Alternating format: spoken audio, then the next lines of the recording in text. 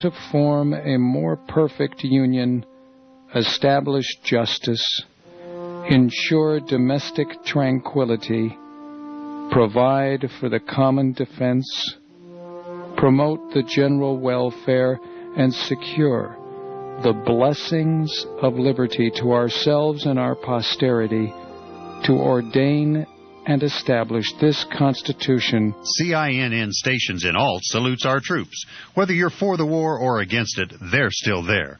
These men and women deserve more than our support. They deserve the comfort of home. Send a military care package today. Just type military care package into a search engine, point, and click. Let's show our troops we care. This message from CINN stations in Alt, wishing Godspeed to our fighting men and women and thanking them for their triumphs and their sacrifices. The Beth Messiah congregation invites you to come and experience a Messianic Roots biblically based congregational fellowship as we observe God's Shabbat in Messiah Yeshua. Praise and worship services begin at 10:30 a.m., followed by an Oneg Shabbat meal, mid-Rosh, and fellowship. Beth Messiah congregation is located at 8333 Acoma Way in North Denver.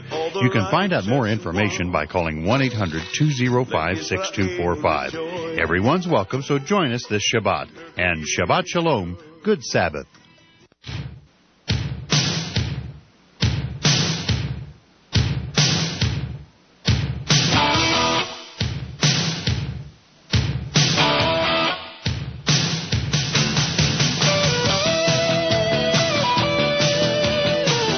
Iranian President Mahmoud Ahmadinejad on Monday dismissed threats of military action against Iran's nuclear program, asserting that his country's project to enrich uranium is only for peaceful purposes, and disputing that the country worries at all about an Israeli attack to destroy Iran's nuclear capacity.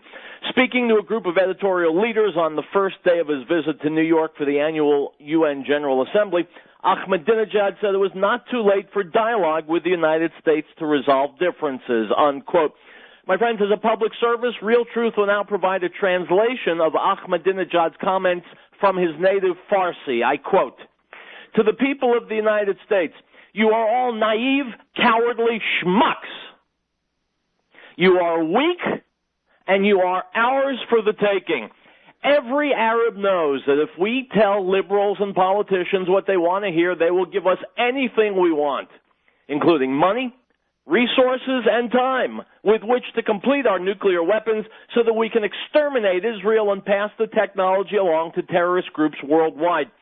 I know as well that some of you, as some of you do, that the wise decision would be to vaporize my country's capital city and nuclear facilities, not only to end the threat, but to stop global jihad in its tracks. But you won't, because America, specifically in the West in general, is decadent and indecisive, lacking anything approaching real leadership. I know there are those among you who know and have shared with others the proper course of action for the Western world to take. Arrest me immediately and devastate my country from the sky in a single moment. They are, of course, correct, since the very fact that I, a Holocaust denier and hater of the West, who has openly and publicly made known my intention to commit mass nuclear murder, am allowed free access to your country and to a worldwide television and internet audience, makes a mockery of you and all that you claim to stand for and to have achieved. You are a bloated, vacillating, helpless, and stupid people, the liberals among you at least, who have placed your own and others' necks inside our noose and proven yourselves not only deserving of, but eager for destruction. And for that, my friends, the people of Iran and I most humbly thank you. My name is Howard Riell, and this is Real Truth. You're listening to the American Freedom Network, streaming live around the world at AmericanNewsNet.com and on Facebook and on YouTube and in the book Real Truth, Stay Angry. And, of course, as always, broadcasting out across the Colorado Front Range on KHNC, Johnstown, Colorado, 1360 AM The Lion. Our call-in number 877-254-7524. Item from Israel Hayom. On 60 Minutes, Obama says he will make decision based on U.S. interests and, quote, block out any noise that's out there, unquote. In a Washington Post interview, Ahmadinejad says, quote, Zionists would love to find a way for their own salvation by making a lot of noise, unquote. My friends, here's my question. I'm not a big believer in coincidence. I think if two things happen at the same time or in the same way, there's a reason. Why is the President of the United States, Barack Hussein Obama, using the exact and precise same phraseology as the President of Iran? Good question, eh? Item from the Chinese Xinhua News Network, Dateline Jerusalem. Israel's socioeconomic cabinet is set to approve on Sunday, that was yesterday, 5,000 extra work permits to West Bank Palestinian laborers to enter Israel in an attempt to help curb unrest over massive unemployment, unquote. It does not say that Israel's government is planning any steps to curb unrest over hatred of Jews. My friends, when I saw this item, I just about flipped. My consigliere brought it to my attention. The Titanic needed more ice, and Israel needs more Palestinians. I and all of my friends and all the people with whom I chat, we just cannot understand how a country cannot sprint towards its own destruction. To survive, Israel must get rid of all of its Palestinians. Instead, it is still inviting more and more in. So you're going to have to explain to me exactly how we're going to save Israel. It's going to have to be, apparently, against its own will. Item from the Washington Times. There have been numerous examples in recent years of Muslims reacting violently to perceived slights from the West against their faith. But some analysts doubt that the attacks on U.S. diplomats in Libya and Egypt on the anniversary of 9/11 fit neatly into this history of extremists defending the honor of Islam. The mobs that killed U.S. Ambassador J. Christopher Stevens and 3 other Americans at a consulate in Libya and stormed the U.S. Embassy in Cairo supposedly were incited to violence by a YouTube trailer of a movie produced by an Israeli American. Stop! He's not an Israeli American. He's a Coptic Christian. We continue. That depicts the Prophet Muhammad as a pedophile and a fraud. But Ephraim Musa, a professor of Islamic studies at Duke University's Department of Religion, thinks these latest attacks against America were orchestrated by militant groups bent on sabotaging U.S. relations with Egypt and Libya. Stop. Finally, my friends, after years of searching, I have found I have something in common with Muslim militant groups. I also wish to sabotage U.S. relations with Egypt and Libya, unless, of course, you want to define bombs as relations. Let's make one thing clear. And if you don't get anything else from the next hour, get this. America doesn't go easy on the Arab countries because we want their oil. We got enough money to buy their oil. We've got oil right here in America. And if things really pinched, we could just march in there and take their oil. The reason we go soft on Arab countries, and listen closely, is because the people who lead us, our politicians, are getting money under the table from the insanely rich Arab oil sheiks. End of sentence. There is my Middle East analysis. So what do you say we get the hell rid of these corrupt politicians? We once again resurrect a government of the people, by the people, for the people. We take the Arabs' oil. We disarm the Arab countries. And if they don't like it, well, they can whistle a happy tune as they trail across the desert. That's what sanity brings you to. That's country. That's what a country does to survive. That's a foreign policy. That's how you survive the 21st century. This is Real Truth. We'll be right back.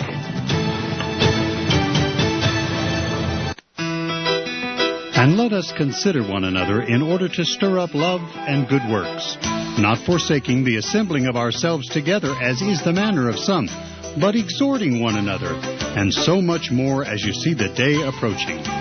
This is Pastor Michael Golden. My wife Danny and I would like to invite you to join us at the Voice of Many Waters congregation for a Mikra HaKodesh, a holy convocation.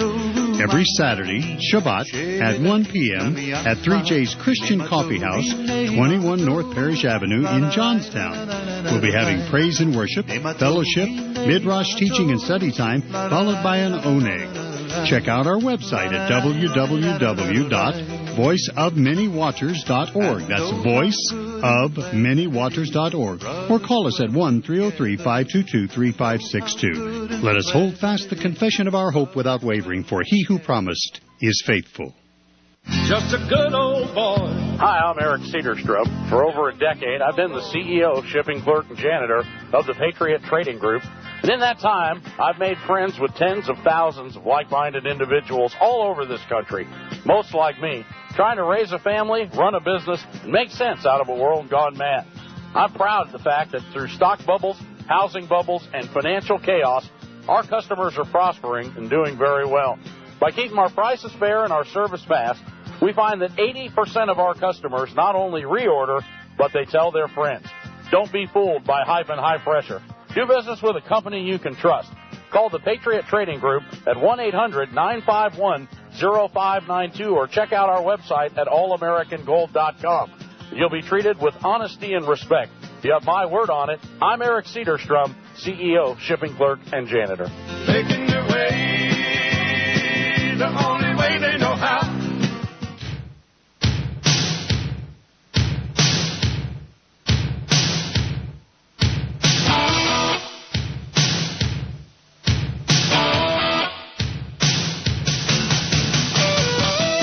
Folks, welcome back to a brand new week of Real Truth. The two questions are related. How did our economy get so lousy, and what do we do to fix it? Dick Morris, political strategist, is about to weigh in. Let's listen.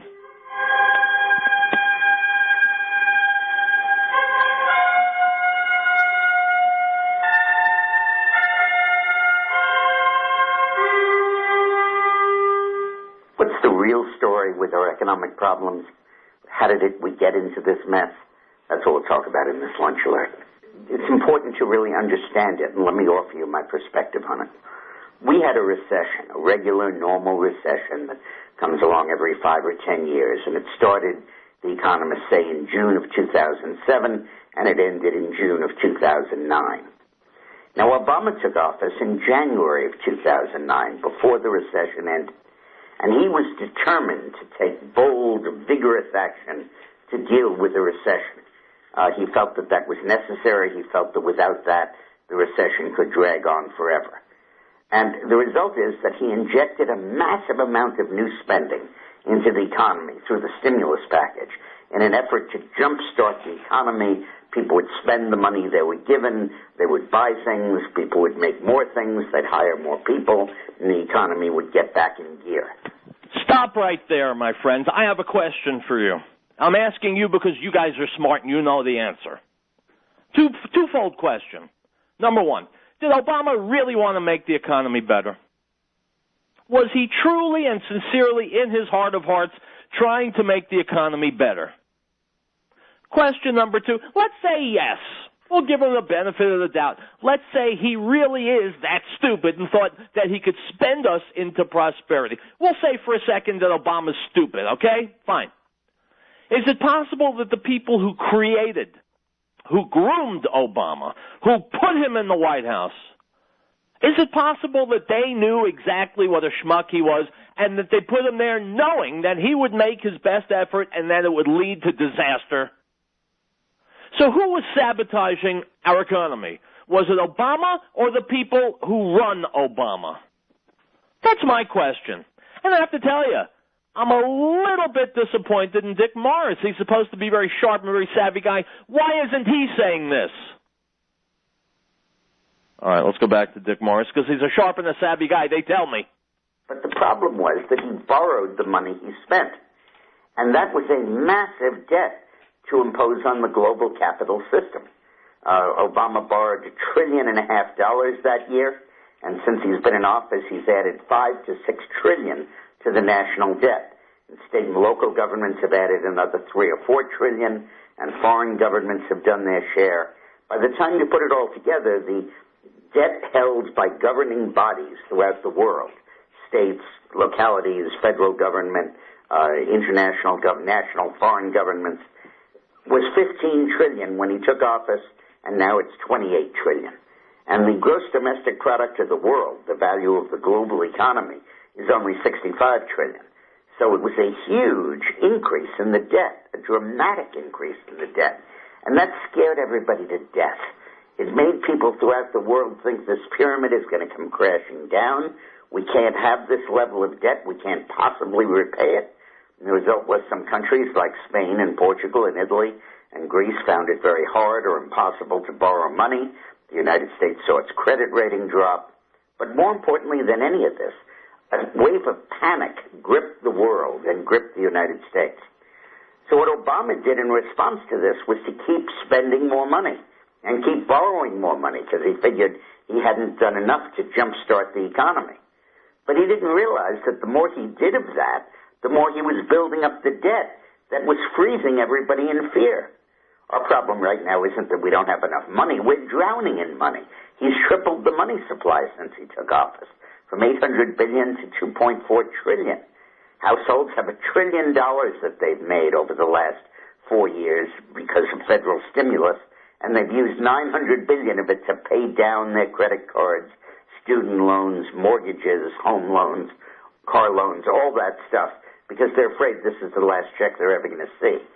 And corporations have gotten $1 trillion of stimulus money, and they are not investing it in jobs. They're sitting on it, on their books, under their mattress, figuratively, rather than investing it in their own company.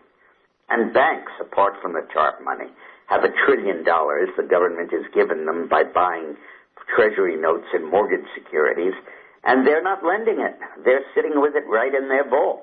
So you have about $4 trillion sitting in cash in our economy. And it's absolutely a horrible situation. And investors aren't investing, borrowers aren't borrowing, lenders aren't lending, and consumers aren't spending. Not because there's not enough money, but because of terror over what the debt is going to do. Franklin Roosevelt said in 1933 when he was inaugurated as president, the only thing we have to fear is fear itself. Nameless, unreasoning, unjustified terror that converts needed efforts to make advances into retreats. That's precisely what we have now. And what Obama keeps doing is spending and borrowing more and more, aggravating the sense of insecurity. It's like the days in the Middle Ages when they said people are sick because they have evil spirits inside them. So what the doctors did then was they cut a guy's vein open, take out his blood, and when he was half dead, they'd say, see, he still has evil spirits in him, and they take out the rest. And when he died from lack of blood, they'd say, I told you he had evil spirits all along.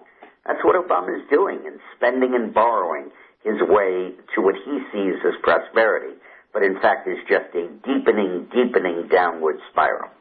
So that's why, and I just wanted to lay that out for you, and that's why we need an administration that stops the spending, stops the borrowing, loosens the belt, and lets the rest of the world say, maybe we're not headed for global bankruptcy. Maybe the U.S. is no longer going to be taking out these huge loans. Maybe we can make it. And then the whole thing becomes unfrozen and the economy begins to move again because the terror that held it in check abates. That's what we need to accomplish in the November election. Thanks a lot for watching. Will that happen? Come on, guys.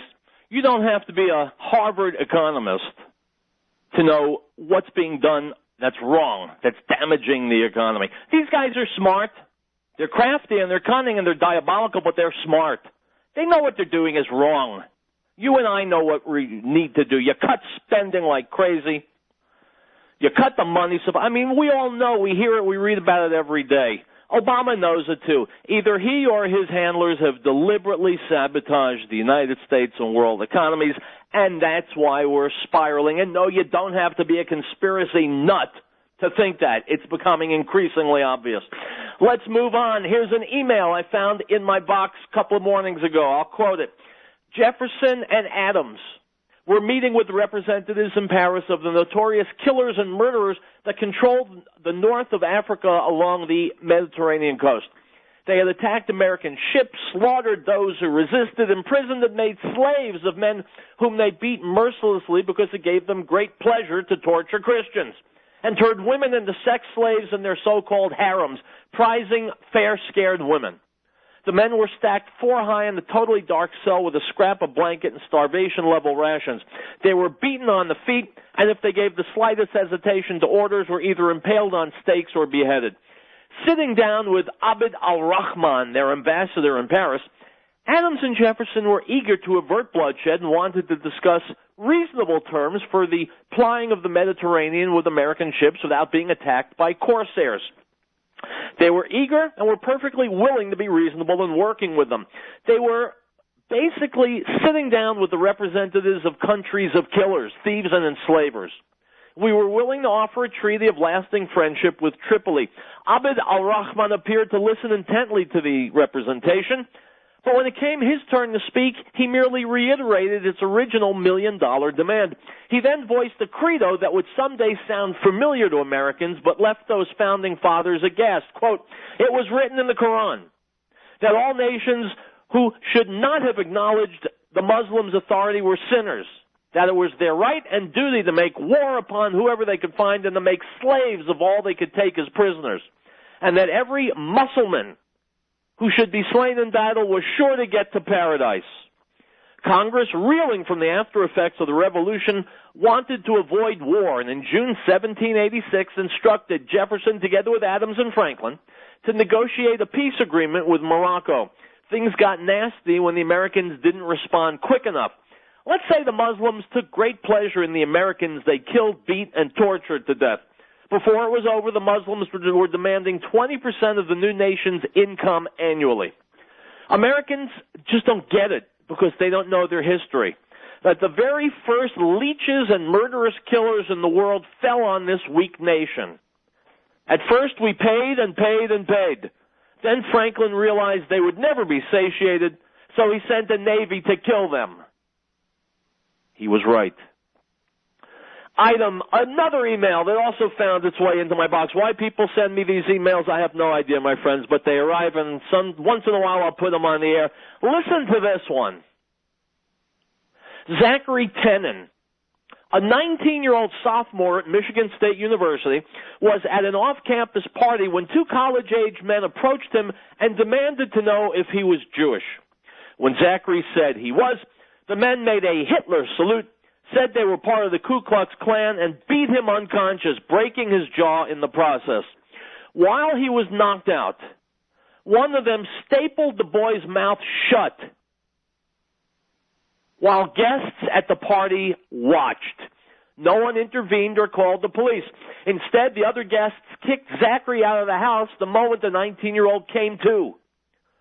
Zachary is scheduled for surgery this week, but his trials are far from over. As East Lansing police try to find the men who assaulted him, department spokesmen claim they don't believe the attack was a hate crime, and they refuse to investigate it as such.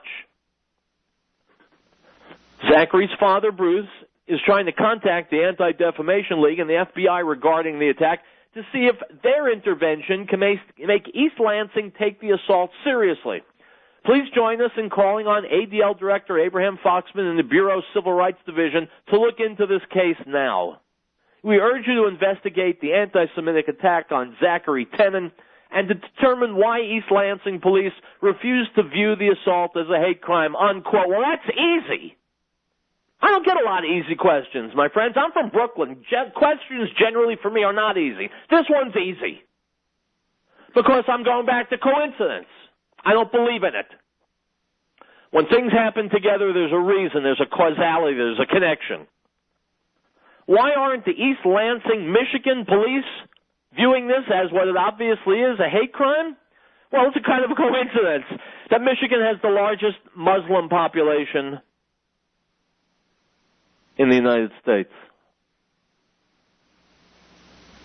Item from Agence France Presse, Dateline, Kuwait City. About 500 demonstrators gathered Thursday near the U.S. Embassy in Kuwait, waving a black Al-Qaeda flag in protest at a film mocking Islam. President Barack Obama, they chanted, "Obama, we are all Osama." Obama, we are all Osama. Obama, we are all Osama. Referring to al-Qaeda's former leader, Osama bin Laden, who was killed, I will add allegedly, by U.S. forces last year. An AFP photographer at the site of the demonstration reported, unquote. My friends, what were these people in Kuwait chanting? Let's hear it again. Obama, we are all Osama. My friends, I hate to say I told you so. Actually, I enjoy saying I told you so, let's be honest. I enjoy saying I told you so. But I've been saying they're all Osama for 4 years on this show. Item from Atlas Shrugs. The Sharia empowers women. Obama says respect it. Crazed father tied daughter to a tree and hacked her to death with an axe because he was ashamed she worked in a beauty parlor, writes the Daily Mail. Police said Al-Adita, the accused, was arrested and confessed to killing his 32-year-old daughter, a mother of one, near their home in the Adiala suburbs of Pakistan. Al-Adita allegedly hacked Shagufta to death near their home in the Adiala suburbs of Pakistan. His children watched the crime unfold. A father allegedly, police said the accused was arrested and confessed to killing his 32-year-old daughter. A blood-stained axe he was believed to have used to kill her was also found, reported Dawn.com. Shagufta had a young son and divorced about 3 years ago. My friends, we hear stories about Muslims doing things like this all the time. Well, listen, don't worry about it. I'm sure they'll be good to us, right? Ladies, this is Danny Golden informing you that heart attacks in women can be different than heart attacks in men. Women having heart attacks will experience nausea, vomiting, indigestion, shortness of breath, or simply sudden and extreme fatigue, but no chest pain. Get emergency medical help and call 911 immediately if you are experiencing any of these symptoms. Pain, pressure, burning or squeezing in the chest, jaw, shoulders, back, or arms that last more than 5 to 10 minutes. Unexplained shortness of breath lasting more than 5 to 10 minutes. Sudden severe nausea, vomiting or indigestion, sudden sweating for no reason, sudden unexplained extreme fatigue, loss of consciousness or fainting, or sudden unexplained panicky feeling of doom. The key, ladies, is to listen to your body, follow your instincts, and if you experience symptoms that are disturbing to you in any way, or even remotely related to your heart, get yourself checked out right away. If your doctor brushes you off, that's a sign you need a new doctor, one who will actually do what is necessary to get to the bottom of your symptoms. Mitt Romney on turning Colorado's economy around. This president can ask us to be patient. This president can tell us it was someone else's fault. But this president cannot tell us that you're better off today than when he took office. Colorado is not better off under President Obama. Obama's excessive government regulations are crushing job creators. Thousands of jobs have been lost. Thousands more are threatened. Obamacare, his war on coal, natural gas and oil, and the failed stimulus have hurt Colorado. Colorado is a state of business builders, but under Obama, businesses are afraid to locate here. We need an environment where entrepreneurs can flourish. The Romney Plan for Colorado? Mitt Romney will repeal Obamacare, eliminate excessive regulations, foster innovation, and create over 200,000 new jobs for Colorado. I'm Mitt Romney. I'm running for president, and I approve this message. Paid for by Romney for President, Inc. And the Lord spoke to Moses, saying, Speak to the children of Israel, and say to them, The feasts of the Lord, which you shall proclaim to be holy convocations, these are my feasts. 6 days shall work be done, but the 7th day is a Sabbath of solemn rest, a holy convocation. You shall do no work on it. It is the Sabbath of the Lord in all your dwellings. Leviticus chapter 23, verse 1 through 3. No state shall enter into any treaty, alliance, or confederation, grant letters of marque or reprisal, coin money, emit bills of credit, make anything but gold and silver coin a tender in payment of debts, pass any bill of attainder, ex post facto law, or law impairing the obligation of contracts, or grant any title of nobility. Article 1, Section 10.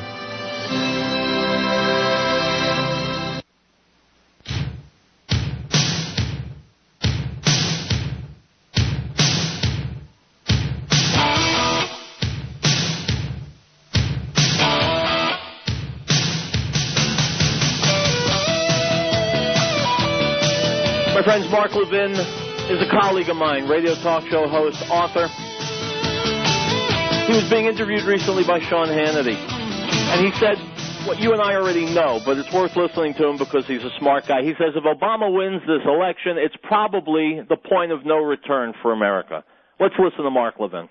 Let me go back to, because this was a big point in your book, and when I interviewed you, when it first came out a year ago, I specifically went into great detail about this post-constitutional America concept, which you write in the book, and it's my hope that this wakes people up.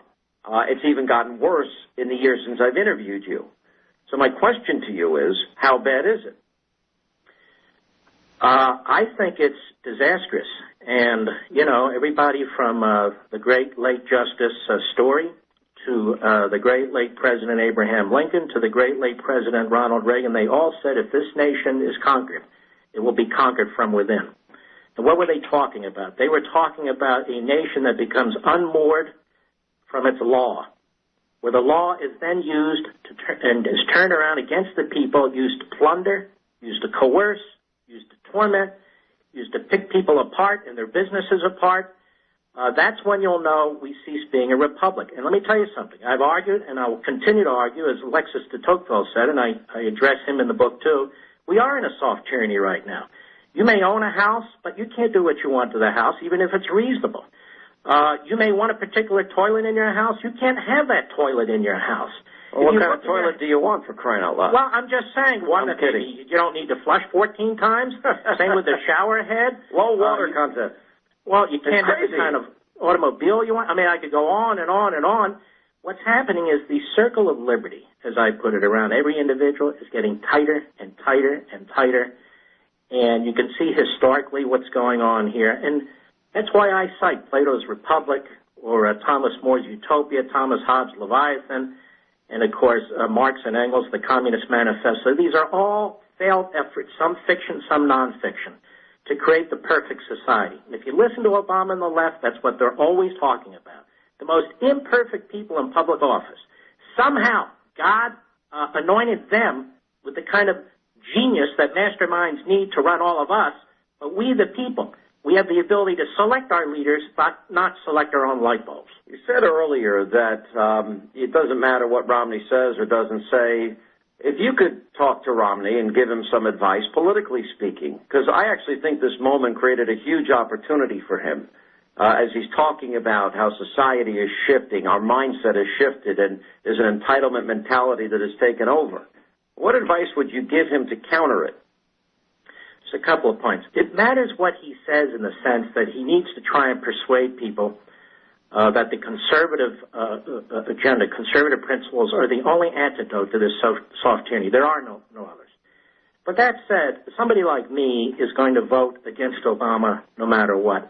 I would argue, Sean, that this occasion isn't the only occasion Romney has had to advance conservative principles. He can advance them whenever he wants. He could have advanced them before this event. He could have advanced them at the convention. He can advance them during the debate. And he makes some efforts, and other times he falters. But I look at it this way. If we all step back, this isn't really an election between two men. This is an election between two ideas. One is the American dream, and one is a massive welfare state. That's a welfare state that is collapsing and expanding at the same time. You know, for people that don't know you as well as I do, first of all, if they haven't read Meritopia, I mean, you went back and you read all of these guys that you're talking about, Hobbes and Plato, etc. You spent the time, you studied all of this. It probably took you a year and a half to study just to prepare to write the book. And I went over to your house. I never forgot what I went over there. And I've written 3 books. I know what a chore this could be. And I don't think I've ever seen more paper in more places, in one house, at one time. And how you ever organized this and pulled it all together the way you did it's a great service to people, because if you read all of this, it just makes all the sense in the world. Do you think we're at a point of no return? I mean, I don't want to get people depressed here, because I'm cautiously optimistic about the race. In spite of the polls, in spite of the media trying to deflate people's enthusiasm, I'm not buying into any of that hype. I would like to see a more aggressive articulation of conservative principles, as you're saying, but do you see that if this election goes the wrong way, is this a point of no return in your mind? In my mind, it's yes. it's probably yes. Yeah. And I'm going to tell you something. That doesn't mean I'm not going to fight the rest of my life. I'm not going to curl up in the fetal position and leave my family exposed to this. But it's going to make the battle 1,000 times more difficult. We have a man as President of the United States who does not feel constrained by the Constitution, has nothing but contempt for it. We have a Congress that seems incapable of responding to it, utterly timid and cowardly. We have a Supreme Court, even if you look at John Roberts, that gives its imprimatur to the most outrageous power grab by the federal government in our lifetimes. So basically, rather than checks and balances in the federal government, we have collusion by the branches of government against the individual and the states. Keep in mind, the states gave birth to the federal government. The federal government was supposed to be relatively innocuous. Now the states are impotent to a large extent. They give birth to the federal government, and now they live at its behest. So what is this? It's not a constitutional republic. It's not a federal republic. I'm not sure what it is. That's why I call it a meritopia. I just know the Constitution in so many respects is not adhered to anymore. That's the fight. Absolutely correct. Absolutely correct. And yes, this election is a tipping point, and God help us if it tips the wrong way. Item from the GatewayPundit.com. Barack Obama visited the Siemens wind turbine blade plant in Fort Madison, Iowa in April 2010. He praised the plant as a green energy success story, saying, quote, investment in clean energy technologies can help return jobs to the country's heartland, unquote. It was another bust. Siemens Energy Incorporated announced today it will lay off around 2/3 of the workforce at its facility in Fort Madison, unquote. So, my friends, we come back to the same question I asked earlier. Is it simply that Barack Obama is an idiot, which may or may not be forgivable, or is he doing this on purpose to sabotage this nation? I leave it to you. Item from Examiner.com. On Tuesday night, Cochise County Sheriff Larry Deaver was killed in a single-vehicle crash while on his way to join his sons on a family hunting trip near White Horses Lake, according to the Coconino County Sheriff's Office. The Tucson Sentinel reports an unidentified driver was actually following Sheriff Deaver on the lonely Forest Service Road, but lost sight of his 2008 Chevrolet pickup for a brief period. Then the driver, quote, saw what appeared to be a cloud of dust, and as he came closer, he learned that the vehicle had rolled over and was resting on its wheels, unquote. The witness told 911 operators, quote, he did not detect any signs of life from the single occupant of the vehicle, unquote, according to a CCSO press release. Sheriff Deaver leaves behind a wife, 6 children, and 11 grandchildren. He will be remembered as a man who spoke truth to power and was not afraid to point out the lies coming out of Washington concerning the dangers faced by Americans living along our Mexican border. In March 2011, Deaver told Fox News that for 2 years, the U.S. Border Patrol officials had been telling him they were ordered on multiple occasions to reduce and even stop apprehending illegal aliens crossing the U.S.-Mexican border. Sheriff Deaver said that the Border Patrol supervisor informed him that the agency was ordered to keep the number of arrests down during specific reporting periods, unquote. And now, my friends, Sheriff Deaver is mysteriously dead.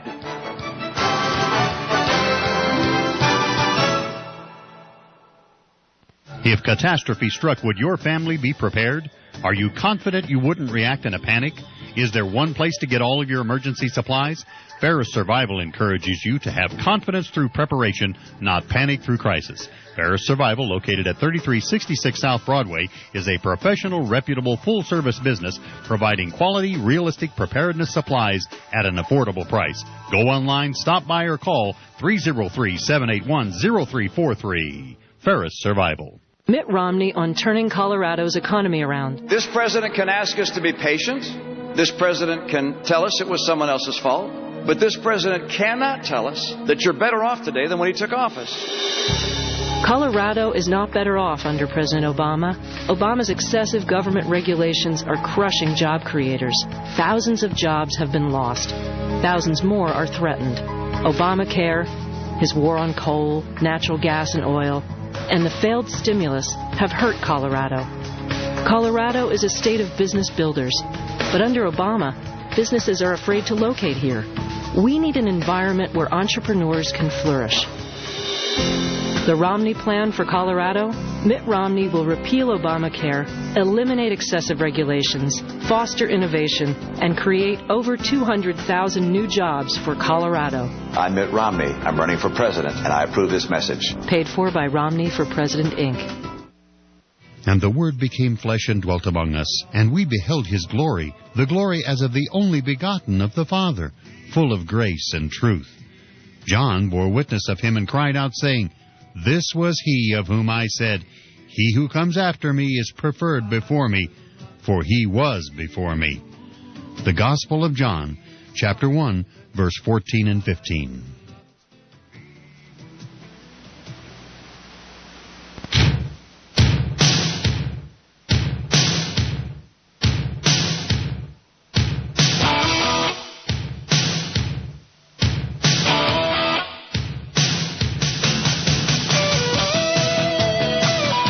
Friends, you've heard of a guy named Barack Obama, right? He comes from the slime and scum of the Illinois and specifically the Chicago political machine.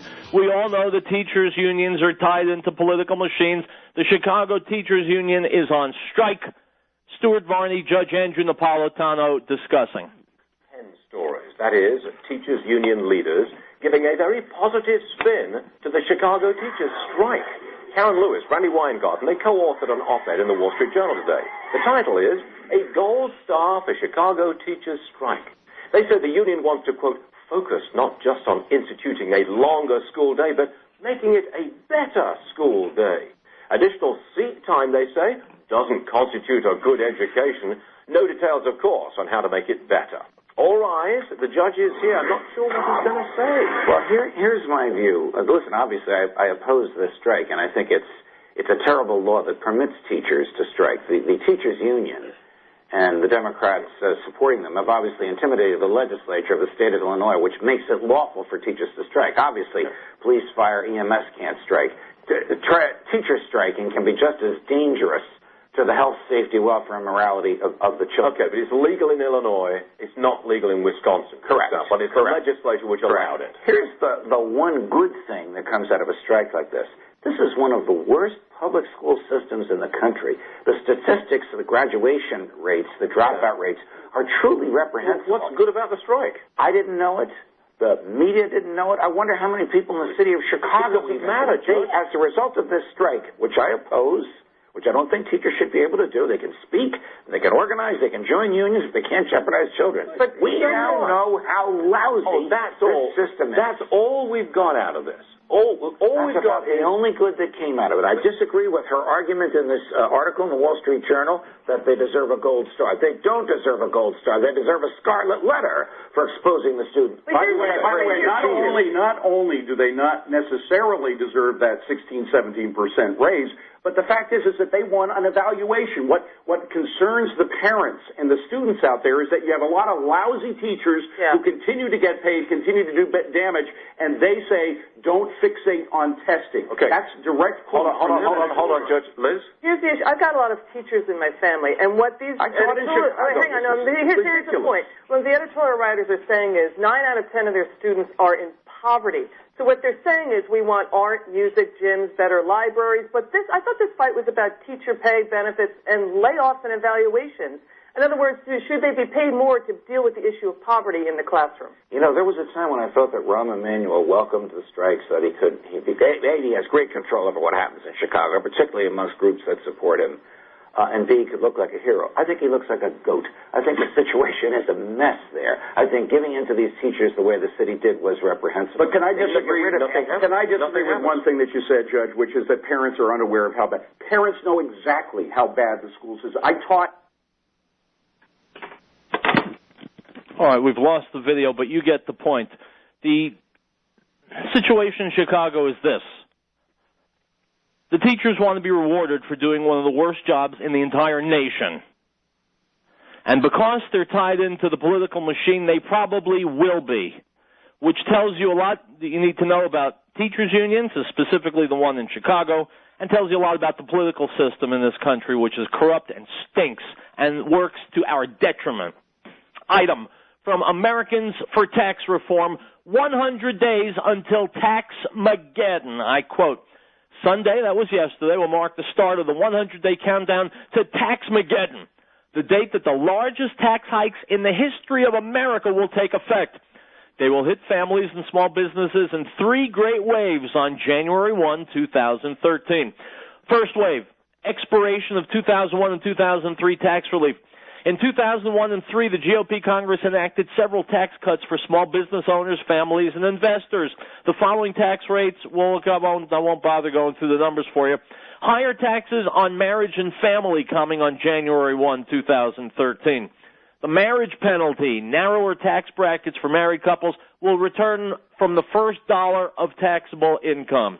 Middle-class death tax returns on January 1. The death tax is currently 35%, with an exemption of $5 million. That's $10 million for married couples. For those dying on or after January 1, there's a 55% top death tax rate on estates over $1 million. Higher tax rates on savers and investors on January 1. The capital gains tax will rise from 15% this year to 23.8% in 2013. The top dividend tax will rise from 15% this year to 43.4% in 2013. Second wave, Obamacare tax hikes. There are 20 new or higher taxes in Obamacare. Some have already gone to effect, like the tanning tax, the medicine cabinet tax, the HSA withdrawal tax, W-2 health insurance reporting, and the economic substance doctrine. Several more will go into effect on January 1. They include the Obama medical device tax begins to be assessed. The Obama medical payroll tax hike takes effect on January 1, 2013. The Obama special needs kids tax comes online January 1. Third wave, the Obama haircut for medical itemized deductions goes into force on January 1. Third wave, the alternative minimum tax and employer tax hikes. When Americans prepare to file their tax returns in January 2013, they'll be in for a nasty surprise. The AMT, alternative minimum tax, won't be held harmless, and many tax relief provisions will have expired. The major items include the AMT will ensnare over 31 million families, up from 4 million last year. Full business expensing will disappear. In 2011, businesses can expense half of their purchases of equipment. Starting in 2013 tax returns, all of it will have to be depreciated. Taxes will be raised on all types of businesses. There are literally scores of tax hikes on businesses that will take place. The biggest is the loss of the research and experimentation tax credit. Tax benefits for education and teaching will be reduced.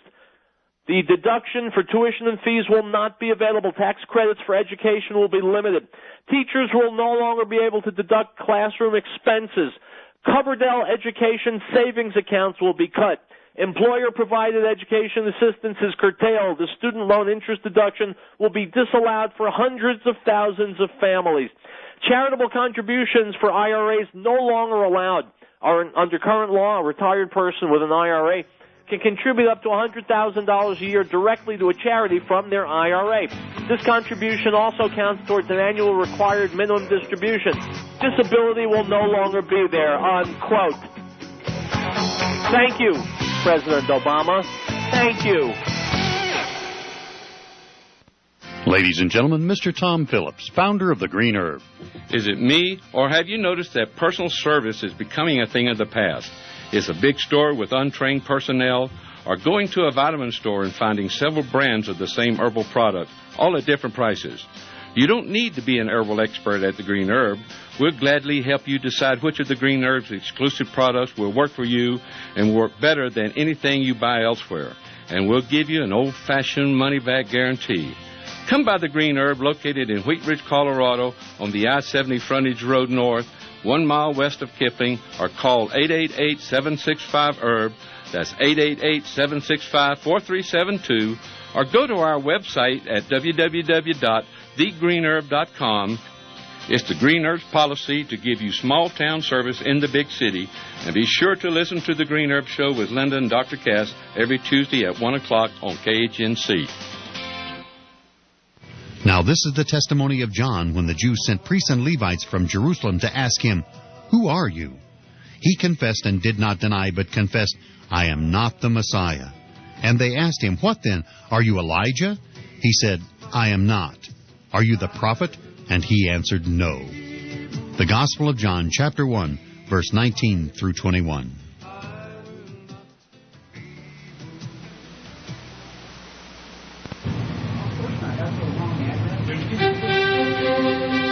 Article 4. The right of the people to be secure in their persons, houses, papers, and effects against unreasonable searches and seizures shall not be violated, and no warrant shall be issued but upon probable cause, supported by oath or affirmation, and particularly describing the places to be searched and the persons or things to be seized.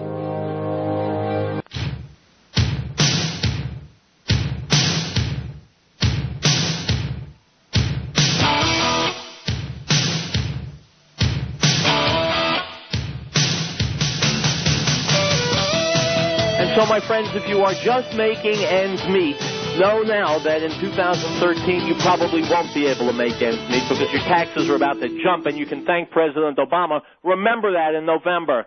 Item from the Star Tribune.